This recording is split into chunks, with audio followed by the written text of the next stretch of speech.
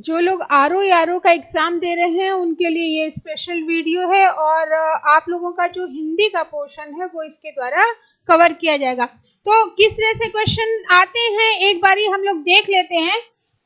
तो अगर हम विलोम शब्द में देखें तो पहला क्वेश्चन आपके सामने आ रहा है, दिए गए शब्द का विलोम चुनना है और वो शब्द है अत। अत 4 ऑप्शन दिए हुए हैं, इति, आरंभ, शुरू और उद्घाटन। तो क्या होगा इसमें राइट आंसर? तो अत का विलोम होता है इति। अब देखें तो वो शुरुआत के लिए यूज हो रहा है और ये समाप्ति के लिए यूज हो रहा है। और जो 3 ये ऑप्शन दिए गए हैं तो प्रारंभ मतलब भी शुरुआत हो जाएगी और शुरू का मतलब भी तो शुरुआत या आरंभ ही होता है। उद्घाटन भी किसी भी चीज की नई शुरुआत के लिए ही तो उद्घाटन करते हैं। तो ये अपने आप में गलत हो जाएगा और आपके पास जो ऑप्शन बच रहा है अत का विलोम इति। और इसको समझते हुए याद कर लीजिए, क्योंकि अगर आप रटे रहेंगे तभी एग्जाम में फटाफट से कर लेंगे। होता क्या है कि जैसे 4 ऑप्शन की हमारी आदत पड़ी हुई होती है तो हमारी नजरें उन्हीं 4 ऑप्शंस को ढूंढती हैं। अगर वो नहीं मिलेंगे तो आप कंफ्यूज हो जाएंगे। तो इसके लिए करिए क्या कि पहले समझ लीजिए, इसके बाद आप उसको एज इट इज रट लीजिए। अब दूसरा है अभिज्ञ का विलोम है अज्ञ, तज्ञ, प्रज्ञ या चतुर। तो अभिज्ञ का जो विलोम होगा वो होगा अज्ञ। अगर हम तज्ञ और प्रज्ञ की बात करें और चतुर की, तो ये सारे जो जानने वाले हैं उनके लिए यूज हो रहा है, इसलिए ये तीनों ऑप्शन गलत होकर के जो आपका राइट होगा वो होगा अभिज्ञ।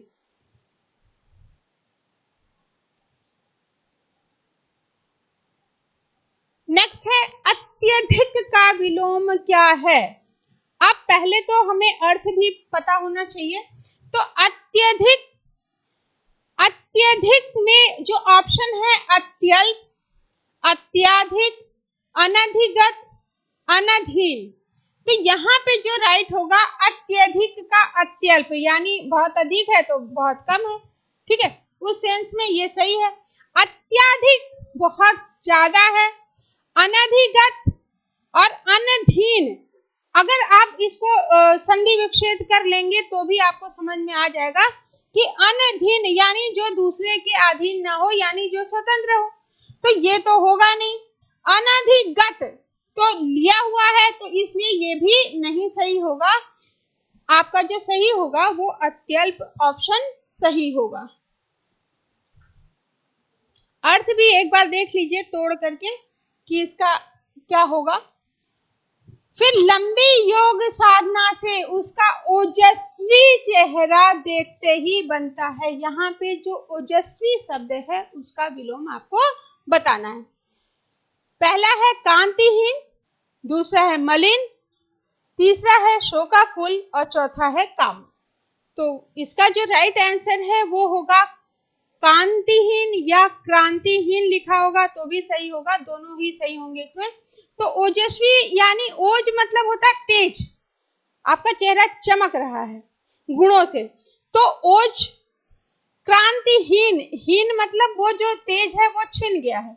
मलिन बस्ती भी हो सकती है, घर भी हो सकता है, आपके कपड़े भी हो सकते हैं और आप खुद हो सकते हैं, इसलिए ये शब्द यूज नहीं होगा। शोकाकुल शोक में आकुल के लिए है तो ये होगा नहीं। कामुक कामुकता के लिए यूज हो रहा है, व्यभिचार के लिए, तो ये भी ऑप्शन आपका सही नहीं होगा। तो जो आपका सही होगा ओजस्वी का विलोम होता है क्रांतिहीन।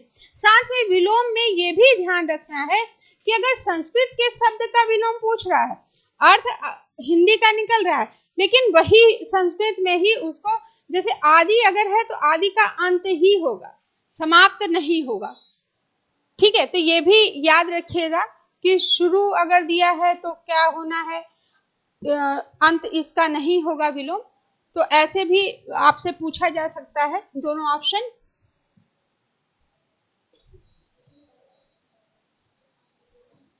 अनुरक्त का विलोम है अनुरक्ति, विरक्ति, अनर्थ या विरक्त। तो यहाँ पे देखिएगा कि अनुरक्त पूछ रहा है तो अनुरक्त का विलोम हो जाएगा विरक्त, ठीक है। अनुरक्त का विलोम हो जाएगा विरक्त, अनुरक्ति नहीं होगा क्योंकि अनुरक्ति का विरक्ति होगा, अर्थ का अनर्थ होता है। ठीक है, तो ये भी आपको इस तरह से भी थोड़ा सा ध्यान रखना है। तो यहाँ पे जो राइट होगा वो आपका होगा विरक्त। मतलब किसी चीज से आपका मन हट गया हो, या अनुरक्त का कह सकते हैं कि अगर ये नहीं, एक कप चाय अगर सुबह की हमको नहीं मिली तो मेरा सर पकड़ लेता और पढ़ने में मन नहीं लगता, ये कई लोगों के मुंह से सुना होगा आपने, तो वो होगा अनुरक्ति। और विरक्त यानी चाय मिले ना मिले चलेगा। अर्जन, अर्जन शब्द का विलोम है अर्जित, व्ययन, अमृत, अनर्थ। अर्जन, अर्जन यानी कोई चीज प्राप्त करना। जैसे आपका सिलेक्शन हुआ तो आपने अर्जित किया, अच्छे मार्क्स मिले तो वो अर्जित किया आपने, तो अर्जन। अब उसका क्या होगा? व्ययन, खर्च करना, या कोई आपने कोई चीज या पैसा आपने अर्जित किया, उसको आप व्यय यानी खर्च करें तो व्ययन। तो अर्जन का जो विलोम होगा वो होगा व्ययन। अर्जित जो है वो खुद ही चीजों को लाना है, अमृत का पता ही है, अनर्थ का अभी अभी हमने आपको बताया ही है।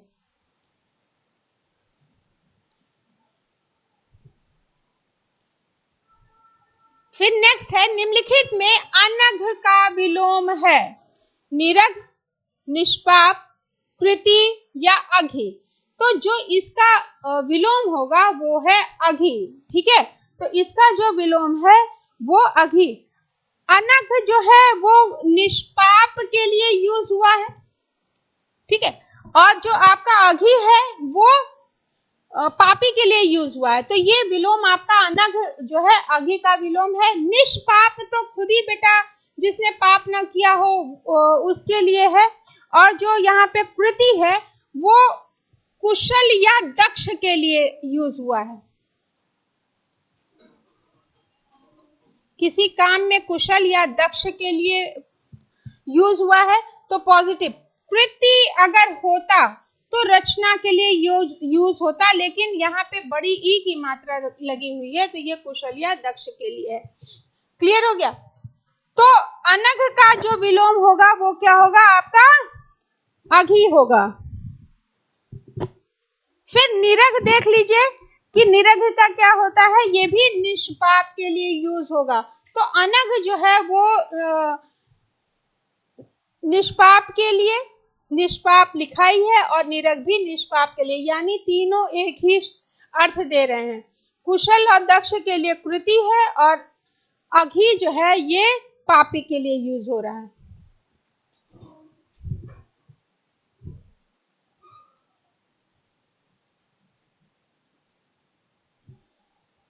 निम्नांकित शब्द युग्मों में से विलोम शब्दों की दृष्टि से एक युग्म गलत है, वो आपको बताना है।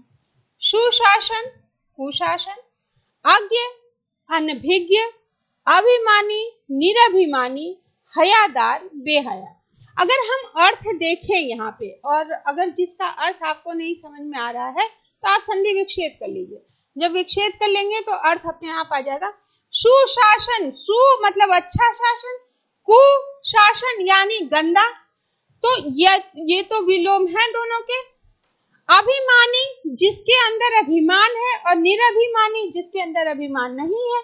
हयादार यानी जो जिसको पता है कि हमें कैसे रहना है और कहाँ कैसा व्यवहार करना है। बेहया मतलब लाज शर्म जिसके नहीं है, और जिसके है वो हयादार। तो ये तीनों अगर हम देखें तो तीनों ऑप्शन क्या है, आपको विलोम शब्द बता रहे हैं। और यहाँ पे अगर हम देखें तो ये दोनों एक ही अर्थ दे रहे हैं। अज्ञ और अनभिज्ञ यानी जिसको ज्ञान ही नहीं है, तो ये आपका गलत होगा। तो अगर देखो आप, तो विलोम शब्दों की दृष्टि से एक युग्म गलत है, तो ये वाला आपका गलत होगा। साथ में ये जरूर क्वेश्चन देख लीजिएगा कि कौन सा गलत है कौन सा सही है, क्या पूछा जा रहा है। ऐसा नहीं कि पहला देखा और हम खुश हो गए, अरे ये तो मुझे आता है। ये तो मेरे नंबर पक्के। बाद में घर जाके पता चलता है कि अरे ये तो जो है हमने गलत कर दिया, यहाँ तो पूछा है कि गलत बताइए। ठीक है, तो ये काम मत करिएगा। अध का विलोम, अध का विलोम क्या होगा? पूर्ण, समाप्त, रति या खत्म। तो जो इसका राइट आंसर होगा वो आपका होगा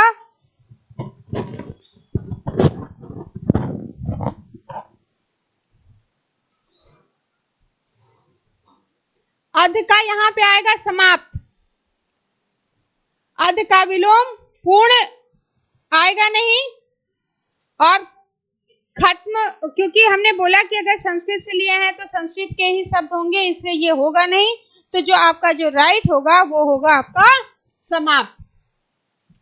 अध का इति के फॉर्म में भी होता है, तो वो दिया नहीं है, तो ये हो जाएगा आपका।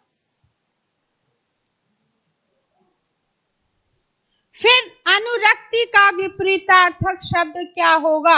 आसक्ति, प्रशस्ति, विरक्ति या प्रकृति। तो अनुरक्ति का जो विलोम होता है वो विरक्ति होता है। आसक्ति होगा नहीं, किसी के प्रति आसक्त हैं, प्रशस्ति लेख के उसमें, तो ये होगा नहीं, प्रकृति होगा नहीं। तो जो आपका राइट होगा वो होगा विरक्ति। तो विलोम देखने में आपको इजी लगते हैं, लेकिन एग्जाम टाइम में जब आप जाते हो तो आपको लगता है कि ये या ये। तो ये वाली कंडीशन के लिए आपको क्या करना है कि पहली चीजें समझनी है, दूसरी बार उसको रट लीजिए और अर्थ को समझते हुए। तो जब आप अर्थ को समझते हुए रटेंगे तो आपके क्वेश्चन सही हो जाएंगे।